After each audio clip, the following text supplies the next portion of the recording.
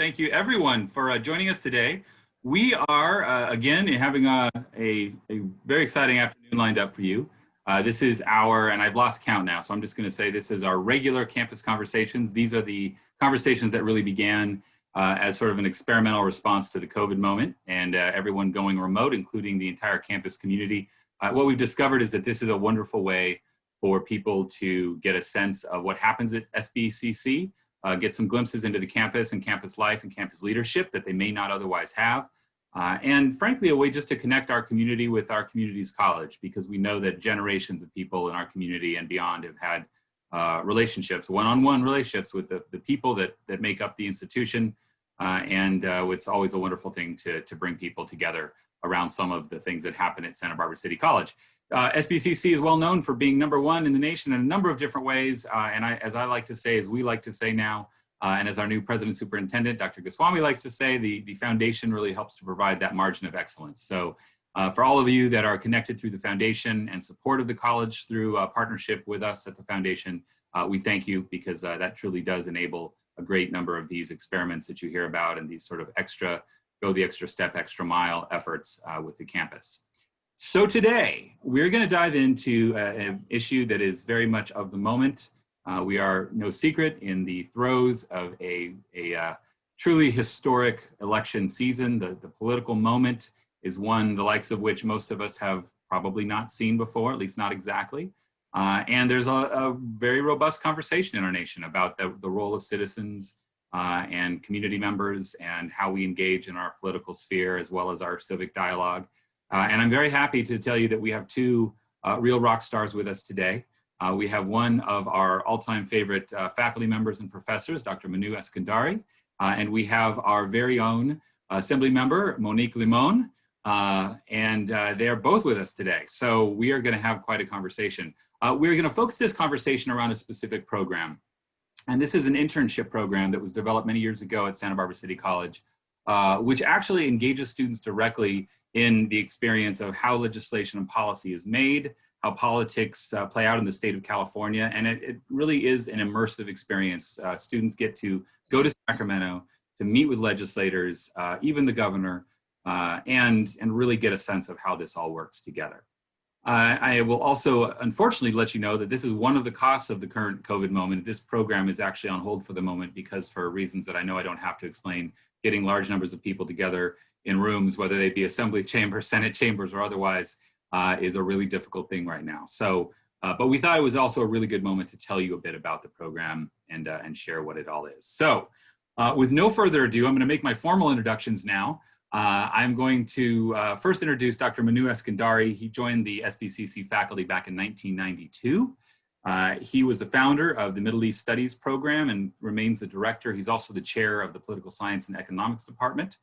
He is a very well-known lecturer and has received numerous accolades for his role as a professor, including being Professor of the Year back actually at UCSB in 1991. He was named the faculty lecturer in 1998-99 academic year. That's really the highest honor that faculty members can bestow on a fellow faculty member. And he was the 2013 California Statewide Professor of the Year as well by the Carnegie Foundation for the Advancement of Teaching and CASE, our peer group. So truly well known for his work there. Also with us, we have Monique Limón, who is our very own 37th Assembly District representative. And it's not just that she's our representative, but she is truly a rock star in Sacramento and a major leader in the Assembly. She is also very closely tied to our work here. She has real personal deep roots within our local educational system. She was elected in 2016. She had got her undergraduate degree herself from Berkeley, her master's degree from Columbia, but she has worked and served within our local school systems at multiple levels, including the Santa Barbara Unified School District Board. She managed the McNair Scholars Program at UCSB. And while she's been in the Assembly, she's chaired the Banking and Finance Committee, which is a major role up there. She has also, and I'm very happy to say that I got to be part of this creation firsthand, the founding chair of our select committee on the nonprofit sector. So I will not go on and read all of their bios, but I have to say that we have two real experts in their field with us today. So with no further ado, again, I said it again, and this time I mean it. I'm going to hand it off to Dr. Eskandari to start us off. Thank you, Jeff, for your kind introduction. And hi, Monique. Nice to see you It's been a while, so I'm glad I'm able to see you guys, both of you. This is really strange that we have to talk to each other through our computers, but these are the times, right? So just and thank you, Jeff, for kind of setting this up. As I wrote to you, we wanted to talk a little bit about the program. Unfortunately, for the first time in its 8 years that we've had the program, we've had to cancel it in March of the spring quarter because of the COVID situation. So otherwise, we would have had a continuous program for 8 years in Sacramento, and I'm very proud of this because not only does it introduce people to Sacramento, for most California students, Sacramento seems to be on a different planet just as much as Washington, D.C. is. It's almost as remote to them. I love the place. It's always been intriguing, and I really like the city, and I like the energy that politics brings. So I wanted the students to be more familiar with this, but it's also our mandate to educate people not just on the American government. The American institutions requirement requires that we educate them on how the American political system works. But our mandate is also to teach students about California and California politics.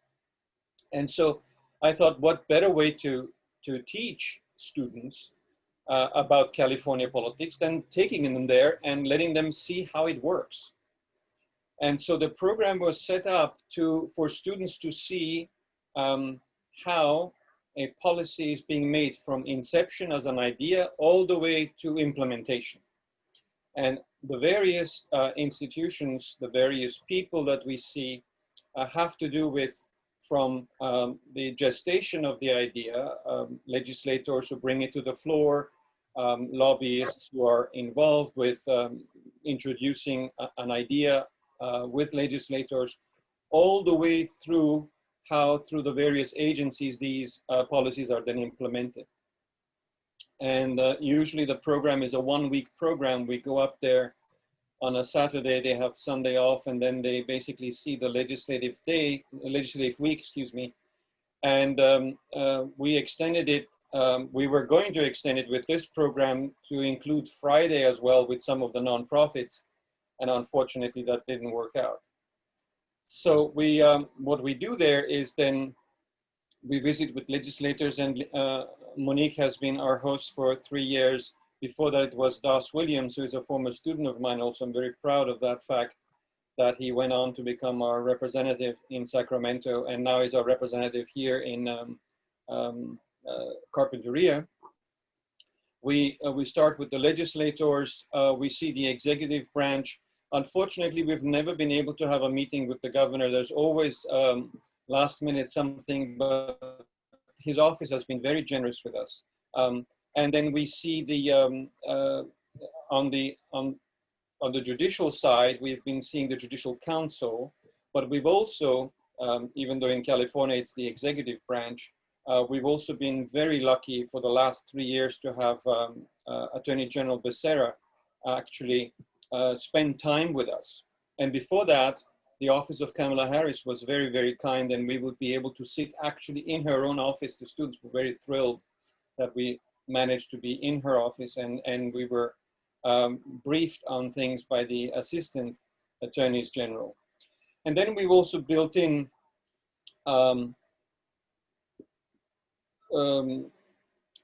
policy entities like the legislative assistants to the various legislators, but also interest groups and lobbies, particularly Nossaman, which is one of the big firms in Sacramento.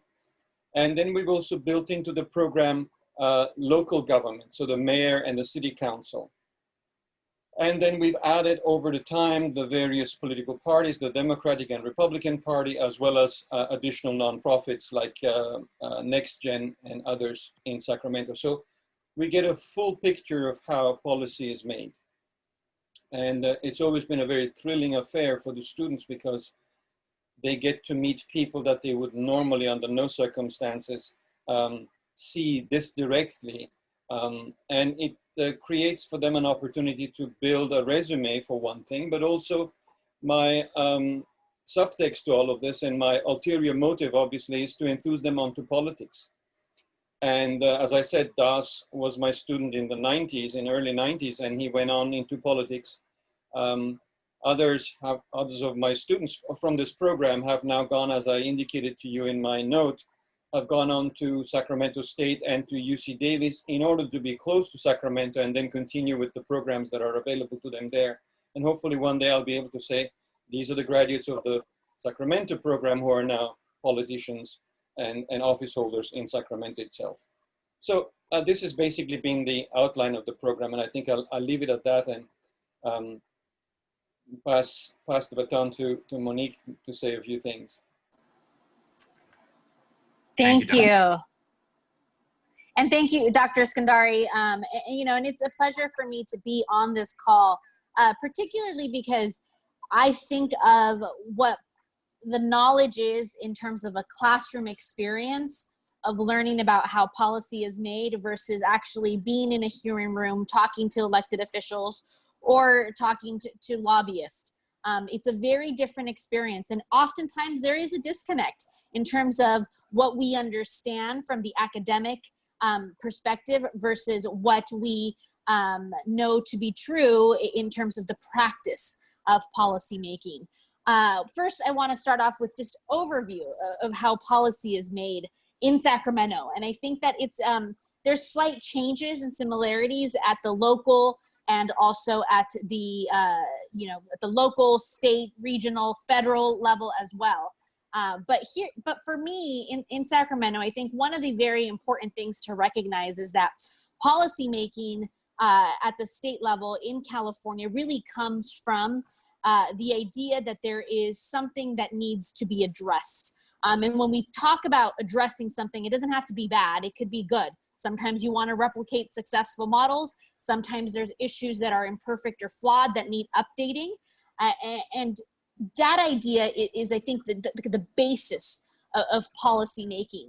And it's important to recognize that there could be a number of issues. In the California state legislature, we sometimes see up to 2,000 bills introduced. And people look at us like, why on earth would 2,000 bills be introduced? Well, it turns out that if you don't have a bill, you don't have some policy conversations that are needed. Those are not the bills that get signed. Those are not the bills that make it to the end process.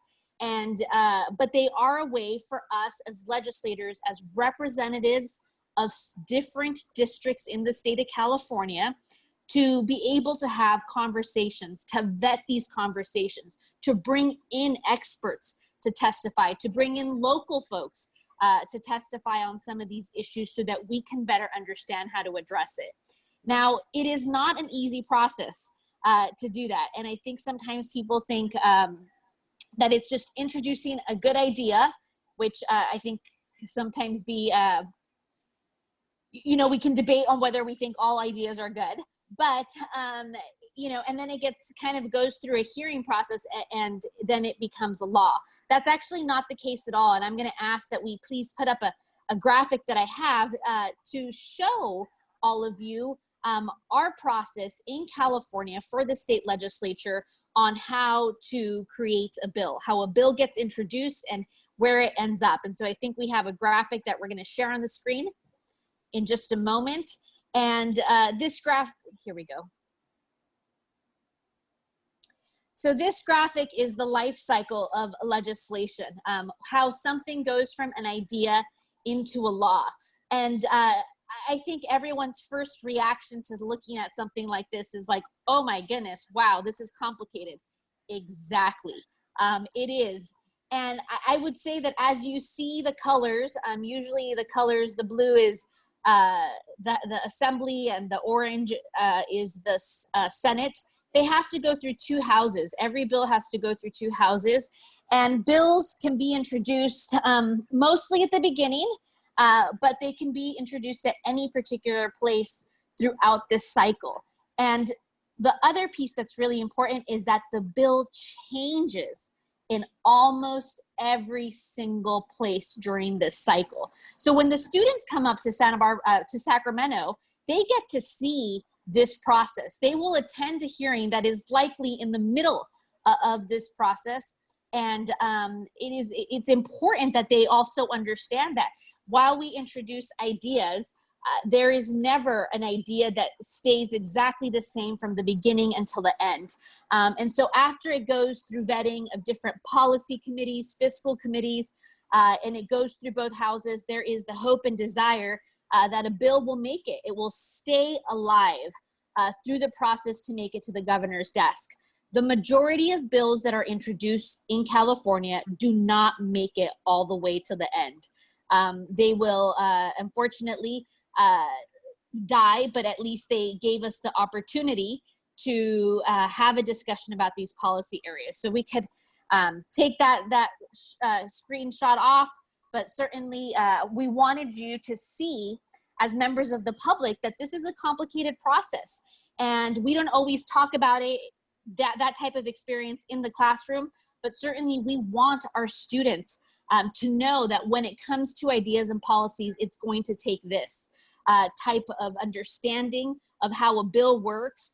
And many times it also takes a lot of dialogue and understanding that we will come to some kind of agreement, that we will have to negotiate on some of the ideas in order to get a bill passed or to get the votes needed for the bill to move to the next place. The process generally starts in January and ends in about either the end of August or mid-September, depending on the legislative year. I think having the students at Santa Barbara City College there not only has been a great experience for them, I hope, and I know that I get to see them and connect with them at our regular dinner and then in hearings and when they're in the Capitol, but I think also for us as policymakers, I've mentioned that a lot of the things that we do as policymakers, the ideas or the issues that are raised, are not ideas that we by ourselves come up with. As representatives of districts, we hear from constituents about the many issues they care about. We know that because they call in, they email, they set up appointments with our office to make sure that our office understands what are the priority areas. And legislators tend to work in those areas where the district is really calling. I know that I went in as someone who was an educator, had 14 years of experience in higher ed, and found myself within the first 12 months in office working on emergency preparedness and doing so in a way because that was a response to the community. So the other piece that's, I think, related to that is that we also respond to our constituents. And I've been very proud of the fact that over the last 4 years that I've been in the state assembly, not just Santa Barbara City College, higher ed institutions, but students have brought bill ideas forward to our office, to my office, that have become law. The very first bill that I introduced in 2017 after getting sworn in is a bill that college students brought to my attention, a bill about food insecurity, an issue that we were seeing so much throughout colleges. UCSB, Santa Barbara City College, we had all colleges saying, look, it turns out that the cost of living is high in college areas. Students are trying to juggle a full-time course of work, of coursework, and also trying to juggle, most of them, a part-time job. And tuition has gone up significantly. So we're starting to see an impact on what that means for the college life. And I met with students, and it was quite incredible because I met with students and they talked to me about basic needs. And sometimes basic needs and financial aid not going far enough to meet the basic needs at the end of a quarter or at the end of a semester. And we talked a lot about the idea that food insecurity and creating pantries on campuses were important. And that was the first bill that I introduced in the state legislature to find funding. It didn't necessarily create a new law, but it found funding for public state universities and colleges to be able to advance the work around food hunger. And that year we were successful in getting about 7.5 million that was distributed to community colleges, CSUs, and UCs to further advance the work of food pantries. Because what we know about any student any age, at any school, is if they are not healthy, if they are hungry, they do not have the capacity to be at their best academically. And this is an issue that's absolutely tied. So I think of that, and I think about how important that is to me as a legislator, but also how important that was to the students. And I highlight that because I think that the experience that Santa Barbara City College students have by visiting Sacramento is not limited to gaining more information and knowledge. It also is about allowing them to have a voice in the process and understanding that they too are individuals who can influence policy. They too are individuals who can shape the direction of the school or campus that they are on. And I feel like that's an added piece, that we have that connection. And I know that certainly after their visit, they feel more comfortable and they email us and call us more, not just on issues related to a college campus, but on many other issues, whether it's environment, housing, workforce, health, criminal justice, you name it. They're calling us to let us know how they feel about particular issues. And that is one of the many voices that we incorporate. So I want to thank Dr. Eskandari, the Santa Barbara City College Foundation, because I also think the logistics of getting students up there is not easy, even when we had non-COVID times. And there were times that I know where we really tried to figure out how you fund someone to have that experience and how you make sure that students don't get left behind and that there's access to these opportunities. And I know that there's been a partnership with the foundation and with Dr. Eskandari on making sure that we allow this opportunity to be extended to all students who are able to take advantage of it without consideration or limitations on whether or not they can fund it, because it is a true cost to I think the college, to the student, to the foundation. And so we've been really thankful that many students with many different experiences have gotten a chance to visit us in Sacramento. And we look forward to non-COVID days when we get to do it again. And we see the students up in Sacramento. If I may just add to that, the most lasting experiences that the students have shared with me were when they were able to be in the committee meetings of all things that one would think that was most interesting to them, other than meeting the superstars and their representatives, etc.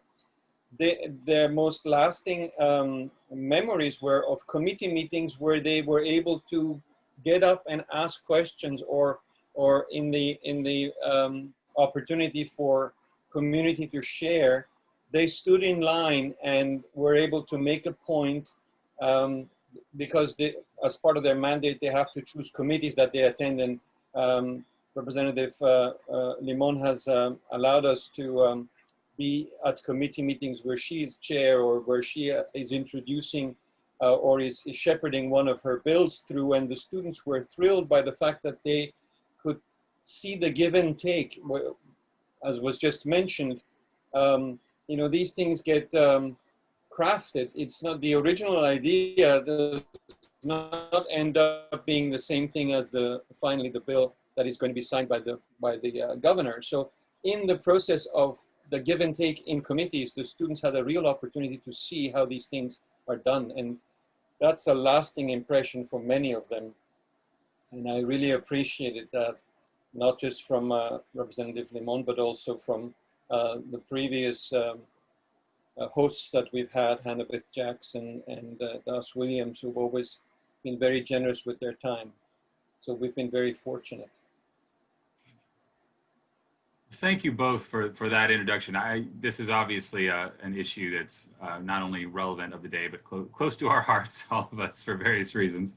Of course, you mentioned, Monique, education policy and some of the things that were directly related. You've both been doing this for a while in different sectors. I told you, I warned you kind of before this session that I was going to do this, but I'm just going to do it right now. But I have something I want to show in conversation with someone who you both know. That would be Dr. Peter Hasland. I'd given him the background of what we were doing, and he was very excited about this. And he said, well, I'm going to send you something. And so he sent me this, which is clearly I guess you can call this the roots. This was from 1975. You all remember these binders and folders that went with courses. An Introduction to Politics. And you know who that guy is? Yes, a younger version of him. A younger Jerry Brown. That's right. That's our governor during the first round. Sure enough, Dr. Haslam version of this back in 1975. So I think this is a critical idea. It's not new. It keeps evolving. And the version that you've been leading, Manou, over the last 8 years is clearly a sophisticated one. I guess my question to you both is what has changed in the policymaking arena and just in the time that you've both been involved? I'll start with you, Dr. Eskandari. From the first time that you may have done a Sacramento trip or engaged students to the most recent, do you see things change? This could be for the better, for the worse, the way the process works. Is it the same through the generations, or does it change? Well, in Sacramento, unfortunately, in Sacramento also, partisanship, what we've experienced, and Assemblymember Limón will be able to tell us more about this. But a few years back, when we were up in Sacramento, there were these white supremacist demonstrations that the law enforcement had to intervene, and it came to almost street battles for a while. It was quite shocking to the students. Things have become much more partisan. I've always tried for this program to be nonpartisan. So we've had Democrats and Republicans, as many Republicans as we could get. The years that we were up there, Democrats were in the majority. So, but we've still tried with the legislative council that we would go to, and then adding the Republican Party to the places that we would visit. We would have both a balance of Democrats and Republicans. But I've noticed over the years that it was harder to have basically a conversation across the aisle. And as representatives, as politicians, I have had the sense that they too, it's been much more bitter than one would expect. When Schwarzenegger was governor, we didn't have the program yet. It was a different kind of atmosphere.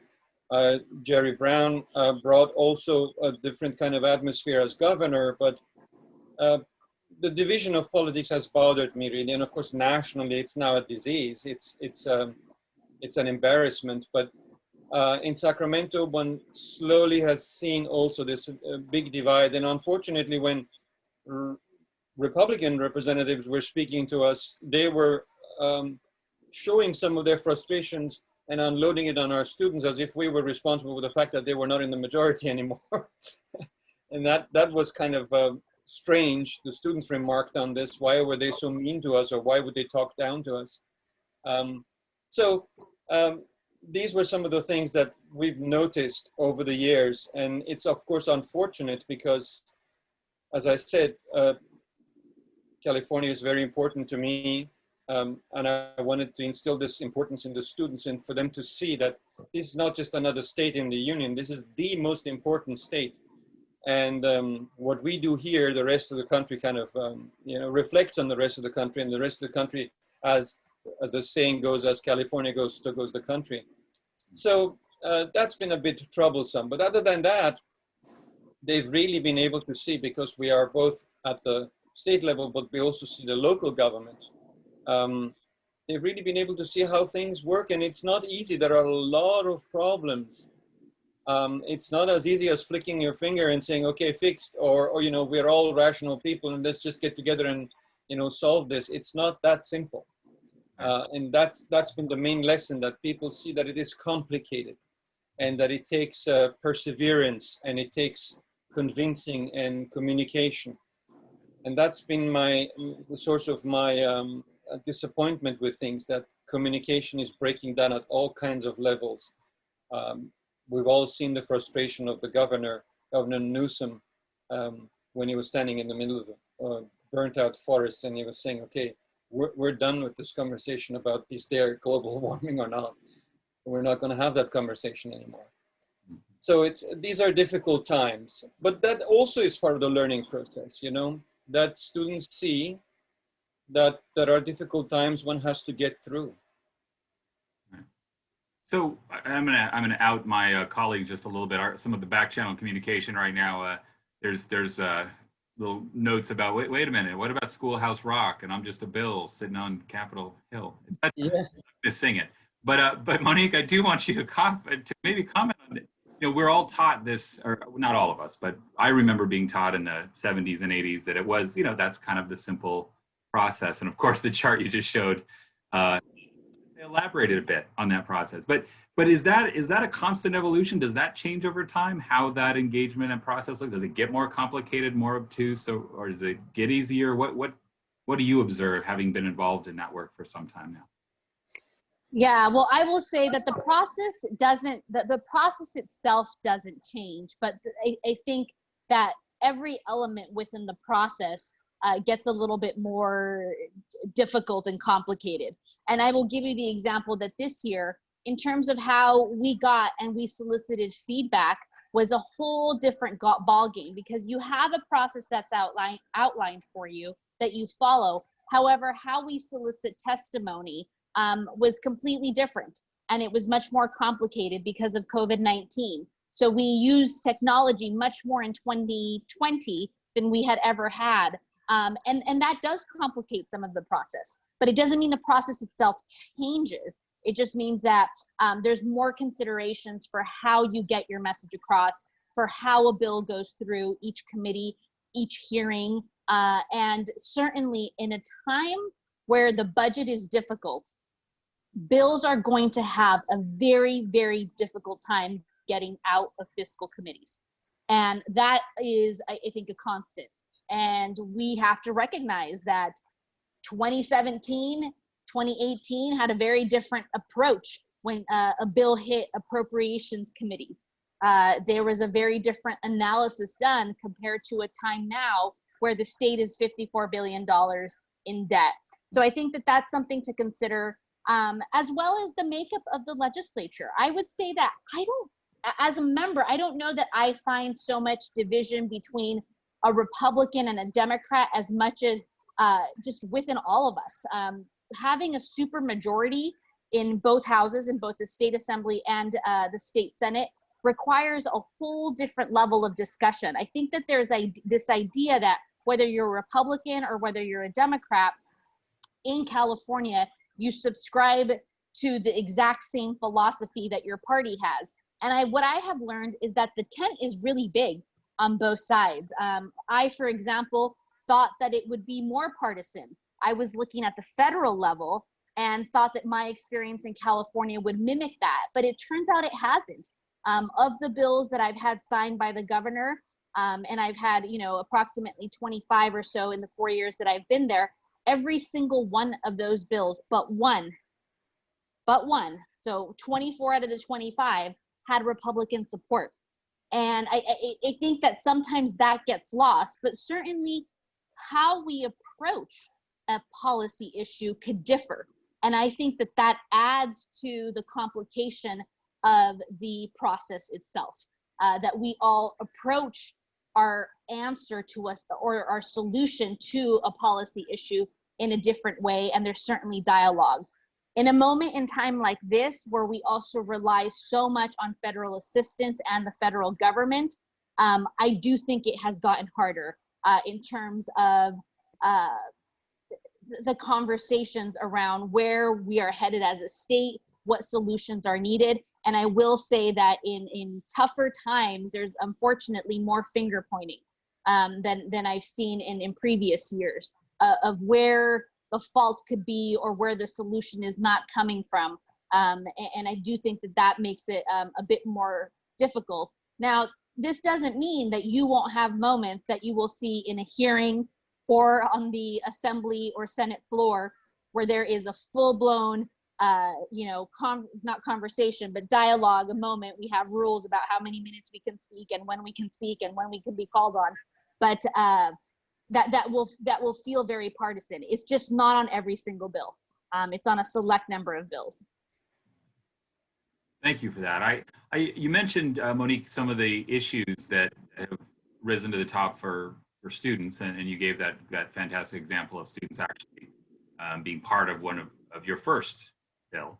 I recall a second example that I'm sure you'll both recall, which is the access to showering facilities for homeless community members around community colleges, and that actually was largely pushed by some of our own student organizers at Santa Barbara City College. There were other examples when it comes to student finance I can think of where students that I know of, that I'm aware of, were involved. Can you maybe talk about the tie back, and maybe I'll go to you, Dr. Eskandari. When you come back from this experience with students, is there an opportunity? Do you see a way to keep momentum going? Obviously, they get an incredible glimpse to the inside of how it all works. You mentioned Doss Williams, of course, who's spent a career as a representative for us. But what about issue based? Have you continued to keep in touch with students and talk about how these issues get moved forward, or actually had tangible examples of it working, if you will? I'll put that in quotes. Well, because they as part of the program, they have to write a paper when they come back. They have to choose a policy issue that they're going to or that they like and they are focusing on, and they're writing their paper on this policy issue that they've queried the various people that they've met there, and so they are already focused on a particular thing that they're interested in. And I tell them, if you're smart about this, you can use this paper for and build on it as for an honors thesis for a BA, and then build on that on your future studies. And some of them have taken me up on this. Excuse me. As I said, several students have chosen UC Davis and Sacramento State. Students from the program from City College have chosen Sacramento State and Davis to be close to, for the proximity to Sacramento, so that they can then, for instance, join the Capital Fellows Program, which is one of the programs that Assemblymember Limón has also helped us through our office to get the fellows to come and speak to us. This is very important, and they then get not just a view of how these things work, but they get to participate in the entire process as basically interns, kind of glorified, very glorified interns in this program.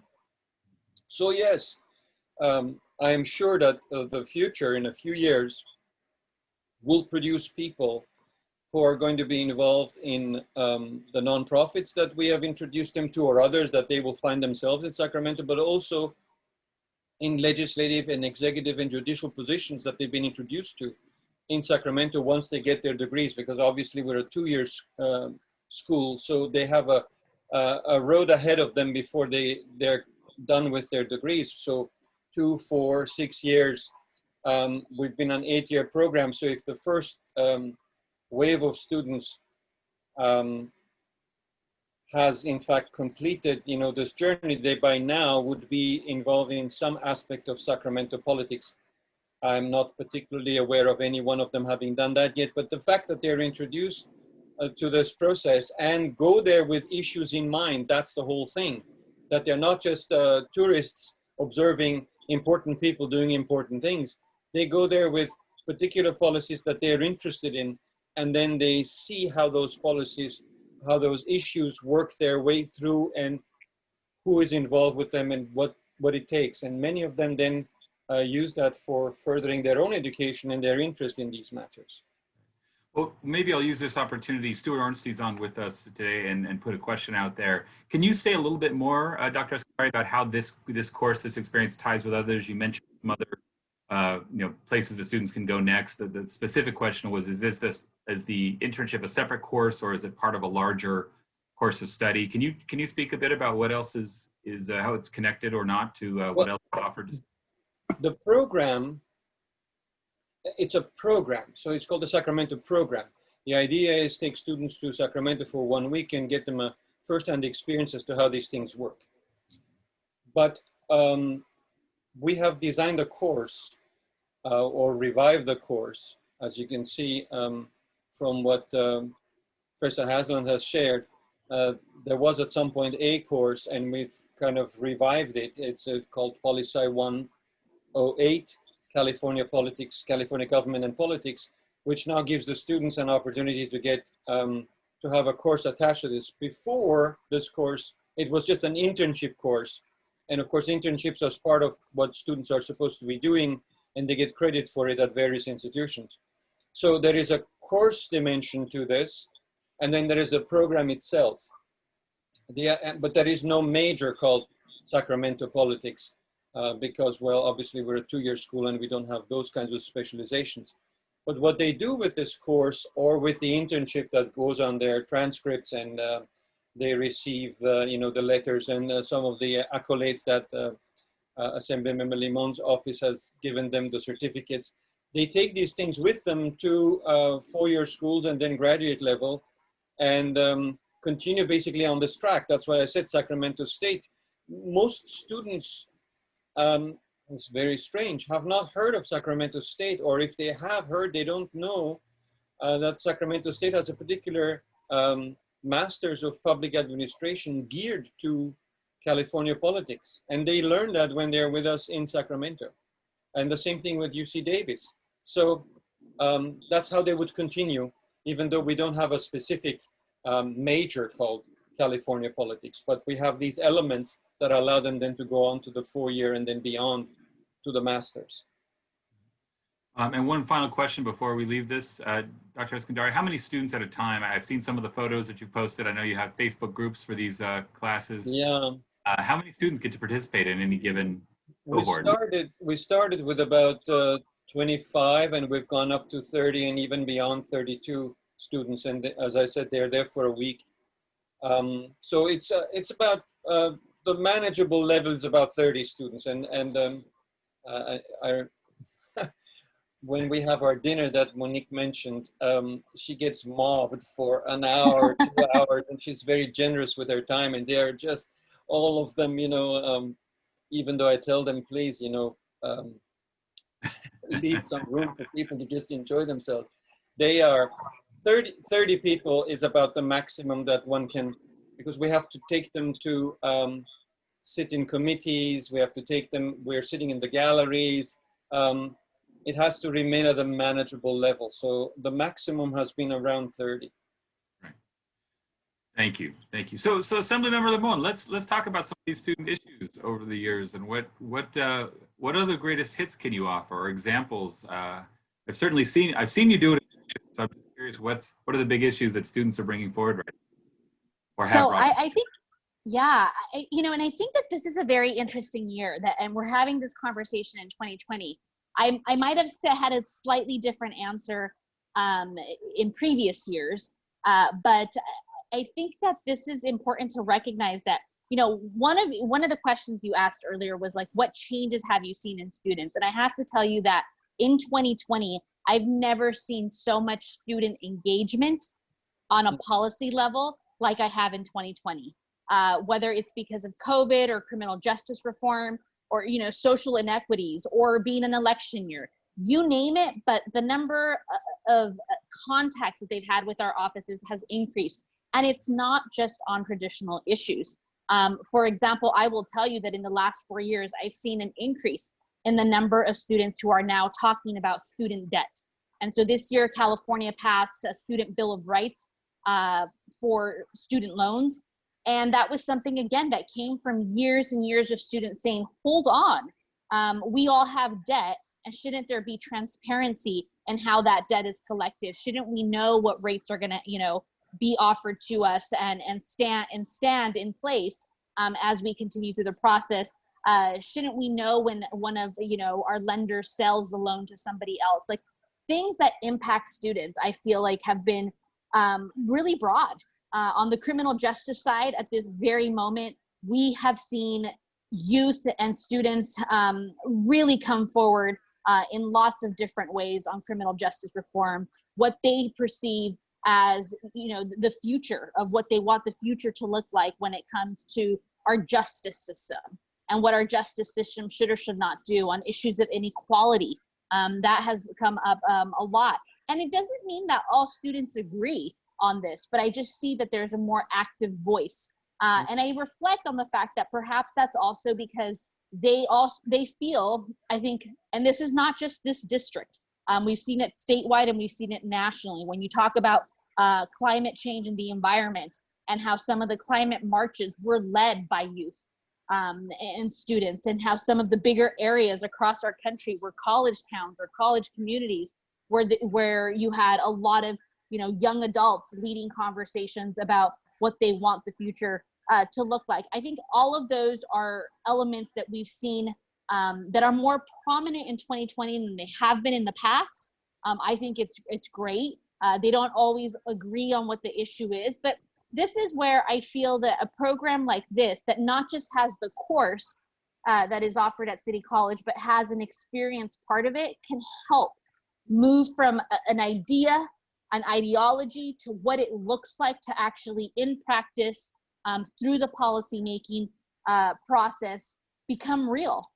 We all have a lot of ideas. I mean, I have tons of ideas, and I just think of the fact that I also have to recognize that there's a structure in place for those ideas to go through a process, that sometimes some of my ideas cost a lot of money, and without a funding source, it's just very difficult to do. I've come to the conclusion, as I think students have that are engaged in an experience like this through Sacramento, that it's not as black and white as people think. There's not like a good policy and a bad policy. So many policies land in this gray area where there's a trade-off to every single thing you do. And the decision becomes harder on whether you vote for it or not, because you know you're gonna gain a little bit for the broader part of your community, but you also know it's not perfect, and you know it's not gonna solve the challenge in the way that you would. I think we're also hearing more now about housing issues.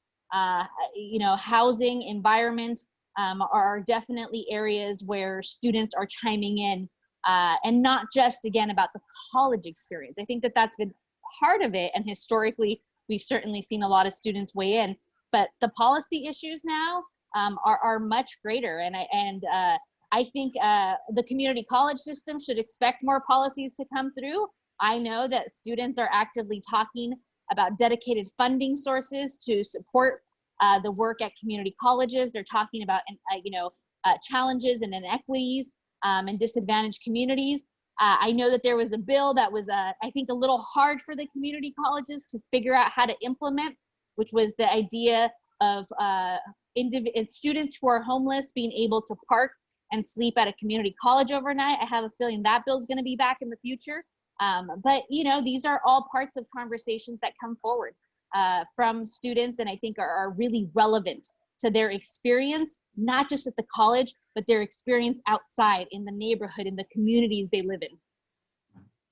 Can you comment? I had one question of a specific practice in Sacramento that I wanted to toss your way, which is the notion of a 2-year bill. People have started to hear more and more about this notion about whether a bill is, you know, in suspense, is it held, is it still alive, and then the notion of what a 2-year bill is. Can you talk a bit about that part of the process for folks? I know that sometimes you're wanting to get something done yesterday is thwarted by the process, and the more folks understand sometimes, the more they seem to be able to use those same levers. So. Absolutely. Well, 2-year bills, usually our legislative cycle starts when we get sworn in. So that's usually at the end of an even year. And a 2-year bill will go through an odd year and an even year. And oftentimes it's because the policy issue is complicated or the funding is limited in some way. And you have to try to address how to make it real. Sometimes bills are forced to become a 2-year bill if it's a significantly complicated conversation. And other times the author of the bill chooses to make it a 2-year bill. Now, just in the same way that we have a process to, you know, to slow down a policy idea, to try to give it the time that it needs to make it out of the legislative process successfully, we also have a fast forward process, which is a gut and amend, which is the complete opposite of a bill and a policy idea that needs to go out first. And so anywhere in that little chart that we showed, a policy or that bill could be completely gutted into a new bill. And I will say that that causes just as much confusion, if not more, than a 2-year bill, where people are like, wait, but you voted on X, Y, and Z. And we'll tell them, look at the date that we voted on that. The language was different. The bill language has since changed. And so I think that those are some issues that we try to explain to people, to our constituents, in terms of this is also what can influence the timeline for a particular bill. You can make it go a little bit slower. Sometimes you can, make it go faster. But it depends on the need for the community and for the state. Right. Thank you. Thank you. And I realize we could teach an entire course on this and spend many weeks, but I thank you for that one.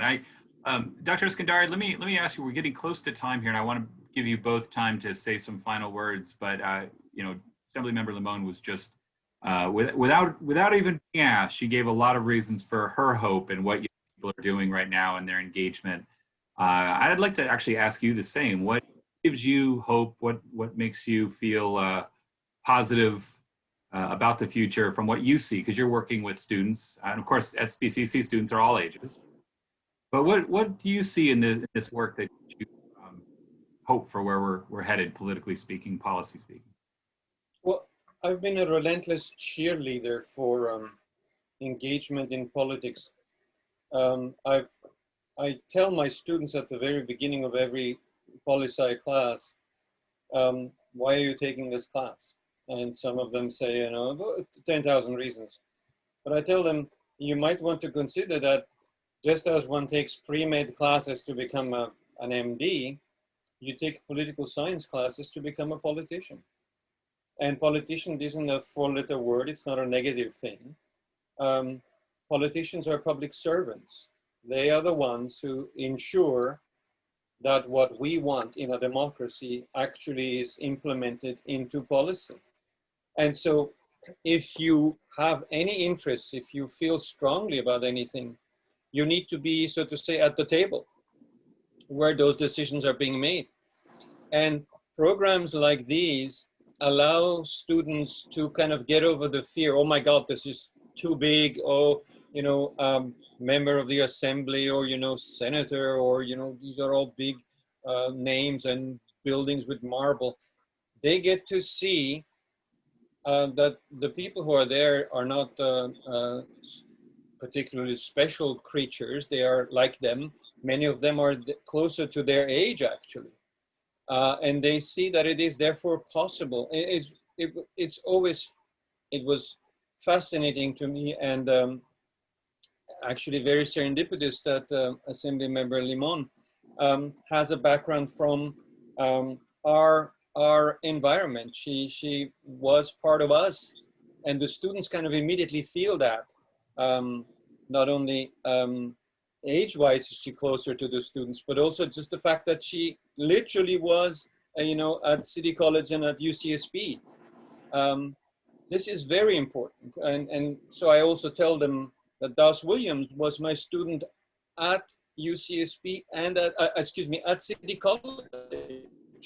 Salud Carvajal was my student at UCSB. So they see themselves when they are this close, they see the possibility that they too can be engaged. And that's what I tell them. Why do you take biology? Because you probably want to be a biologist, not just because it's a requirement. Why do you take mathematics?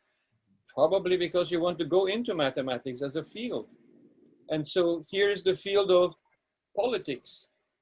You take political science to teach political science at some point, but also to become a politician. That kind of makes sense. You don't take political science because you didn't know what else to do, and then you're going to go and do horticulture. You take political science because here are the avenues. And these are avenues that are close to you in Sacramento at the local level here, city council and county, but also close to you in Sacramento. So that's basically, as I said, my ulterior motive with all of these things. And these are the connections that I make for them.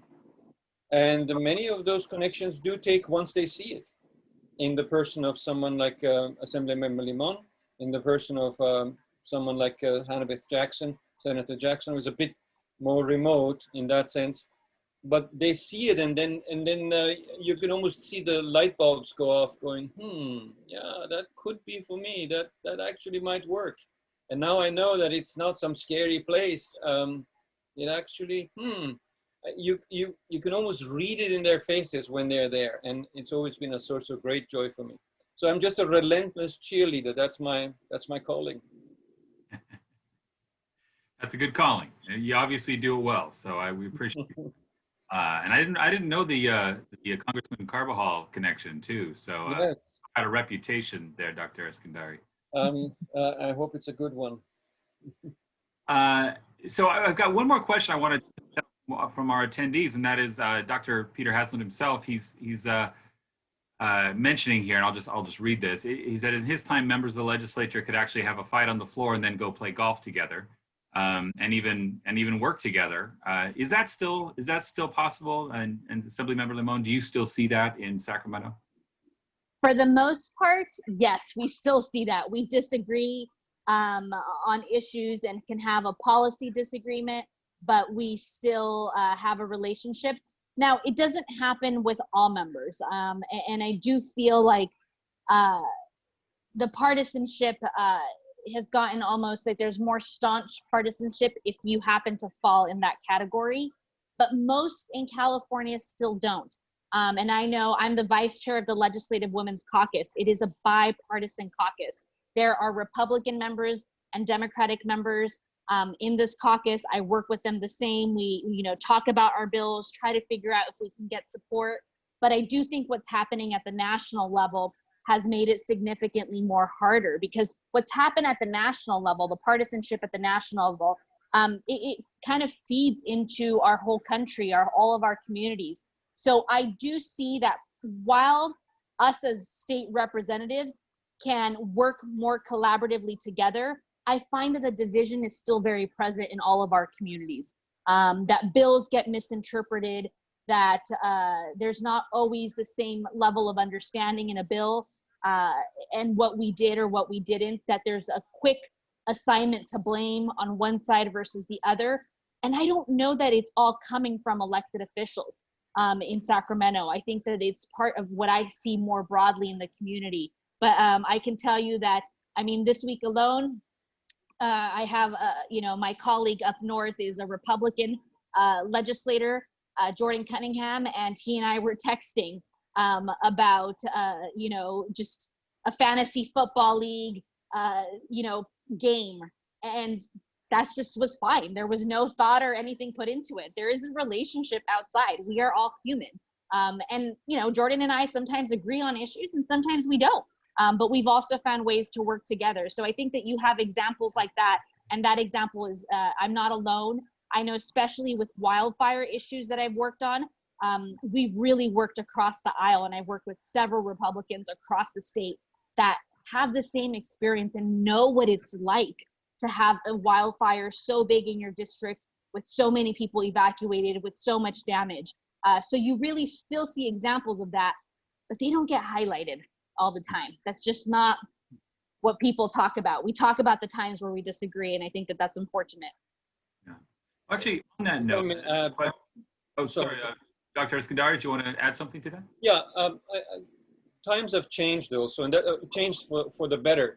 It used to be an all male, white male club, politics in general, but also in Sacramento in particular. It was just older men. This is a very different Sacramento now, and that's very good that we have minorities, but also we have a gender balance in Sacramento that is very prominent. And I think the fact that we have this gender balance in terms of representatives, but also we have the various minorities that are now altogether a majority represented, has changed the atmosphere. Yes, the good old boys might have gone for 3 martini lunches or 2 martini lunches or golf games, as Peter Hasland says. That has changed, and that's changed for the better. There are different kinds of dynamics now, and the more women legislators we have, the more rationality has been brought to the process, and also more compassion. We see it internationally.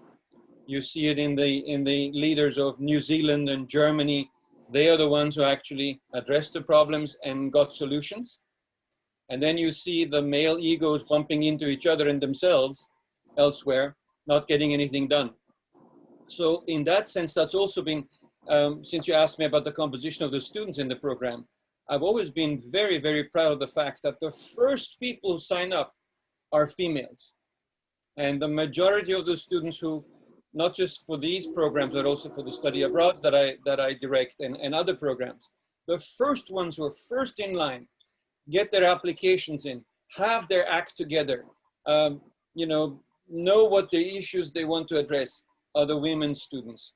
And that's fantastic. And that reflects when they then see someone like Monique Limón or Hannah Beth or others who are in positions of authority who can, make speeches and vote on things, it has a huge effect. And that's been a source of pride for me. And that's completely changed the atmosphere in Sacramento. It's not just a good old boys network anymore. It's good old boys and good gals network now. Yeah, and I appreciate you saying that, Dr. Eskandari. There's 120 legislators in the state of California, 80 in the Assembly, 40 in the Senate. And we have the most women we've ever had in the legislature. And that's 38 out of 120. So we still have a long way to go if we ever aspire to look like the population of the state of California. But it is the most number of women we've ever had. And you see now women leading issues that perhaps we didn't, lead in the past. I think it's often thought that women are focused solely on children, education, family. But then you have, I think, a different narrative that's being painted. I'm only the second woman in history to chair the Banking and Finance Committee on either the Senate or the Assembly. But you have women, who are now leading conversations about agriculture, about labor, and about privacy, you name it. And I think it's been great to be able to have the diverse voices at the table also included in how we think about the policy issue, but also how we shape the culture of how we work together in Sacramento. Absolutely, absolutely.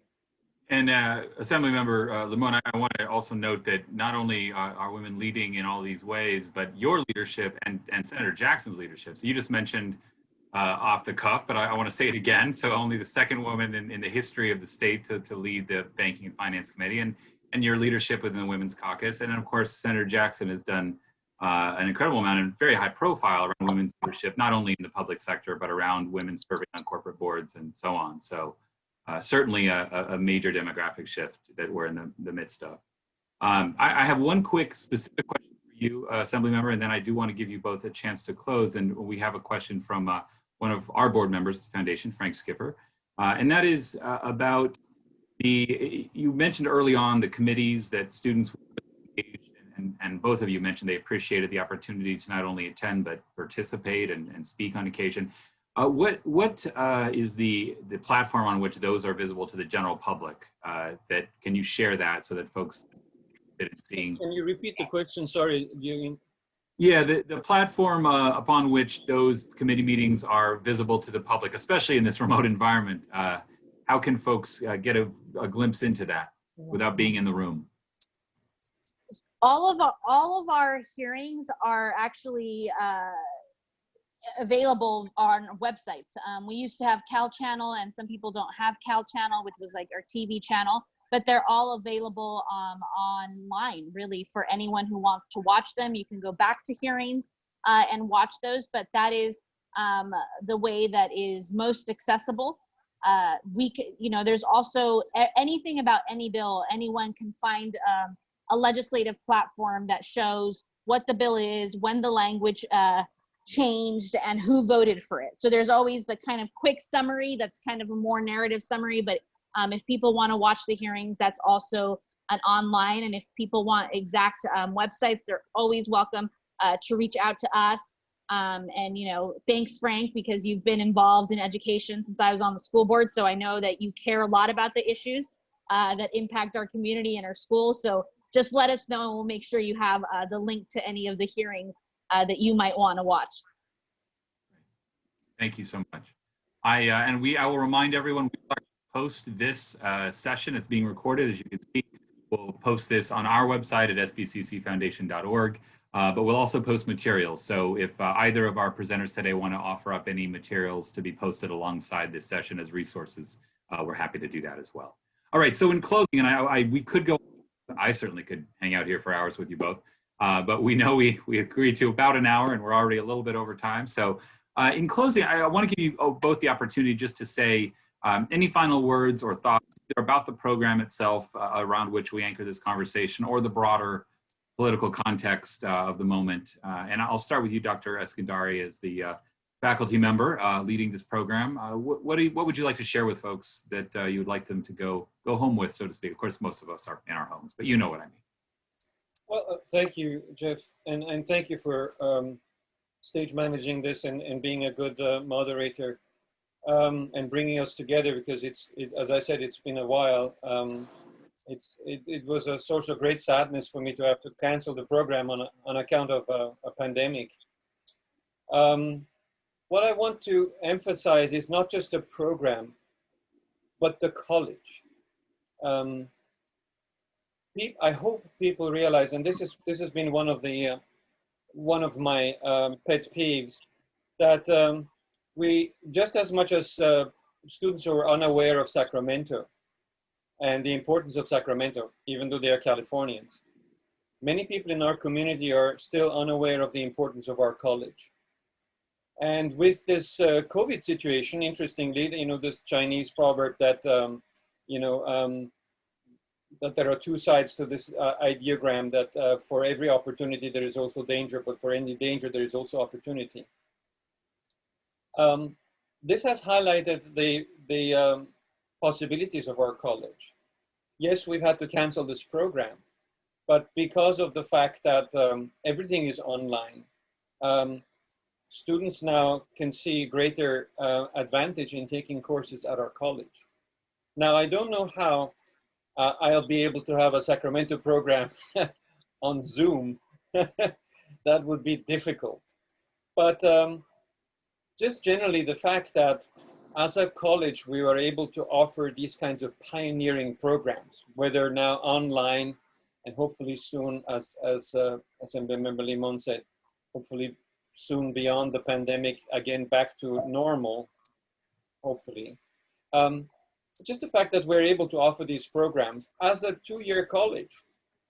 I hope that whoever is listening in now and seeing this program and people in the larger community appreciate that this is what we're able to do. And these are extremely valuable building blocks to the future. That's always been my message to the students. What you're doing here is one more brick that you're putting, or one more stone that you're building this edifice on that is called your life. And the college has been very successful in doing these things. We have a lot of energy and a lot of initiative. And then we have extremely nice and good people like Assemblymember Limón, who then embrace these programs and share their time and give of themselves and don't mind students mobbing them with questions and with, you know, this and that, so that we can further this enthusiasm. I don't want this to be lost in all of this. We're in a pandemic and it's the end of the world matter. We're doing a very important job as a community college, and also with these programs for the future of these students. I mean, they're not just going to Davis and Sacramento State. If you look at where our students are ending up, Georgetown, Berkeley, Yale, Harvard, Stanford. I mean, the seeds that we sow grow into some very amazing, you know, sequoias. Indeed, good choice of species on that too, Dr. Eskandari. All right, thank you so much. Assemblymember Limón, final thoughts. Well, final thoughts. I mean, I think that this is a program that is not just designed for individuals to take a path in politics, but I oftentimes think of how much more informed each of these students is going to be in any career path.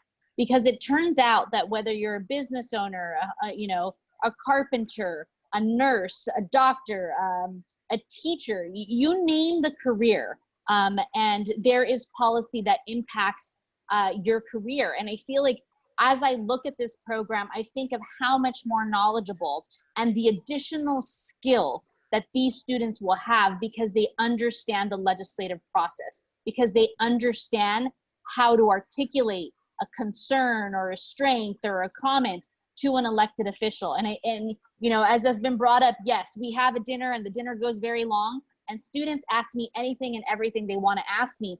But I think that that's part of demystifying that there has to be a separation between the elected official and the community. It's a way for students to understand that at the end of the day, an elected official is a liaison, but really there's so many different voices. And sometimes what I like is that all the students will start talking about one particular issue and they themselves disagree. And and this is exactly the dilemma of elected officials, where there's not consensus in any issue. You bring up the issue and there's not consensus. I find there's a special place in my heart for Santa Barbara City College, as a lot of you know, because I used to work there and I have loved ones who work there. But I also think that, to Dr. Eskandari's point, I oftentimes see four-year universities offering this experience, but not two-year community colleges.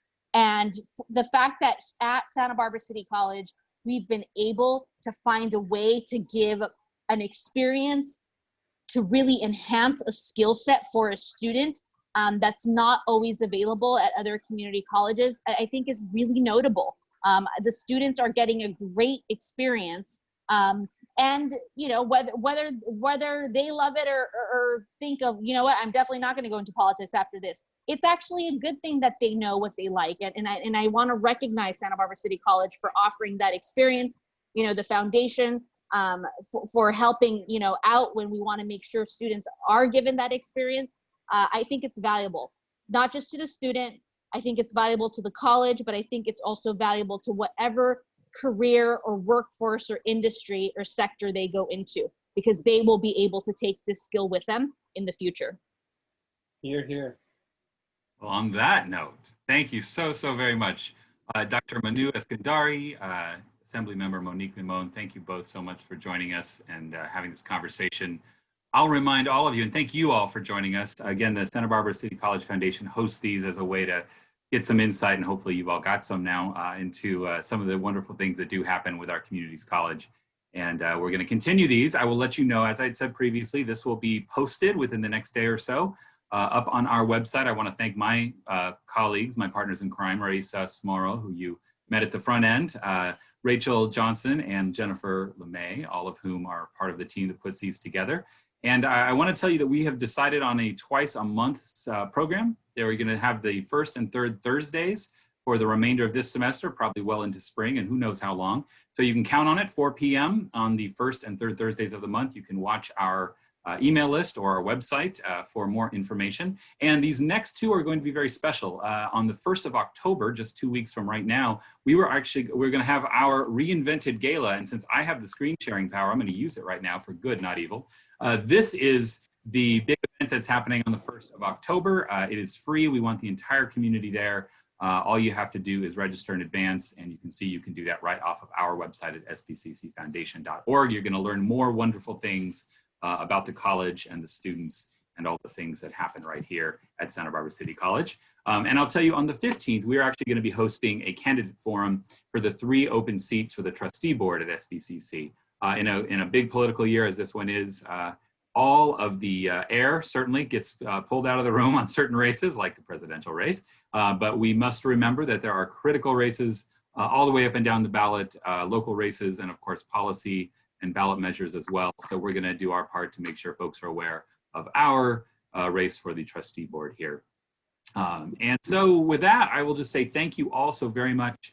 We hope to see you again in 2 weeks and again 2 weeks after that. And a final big thank you to Dr. Manou Eskandari and Assemblymember Monique Limón. Thank you all. Thank you, Jeff.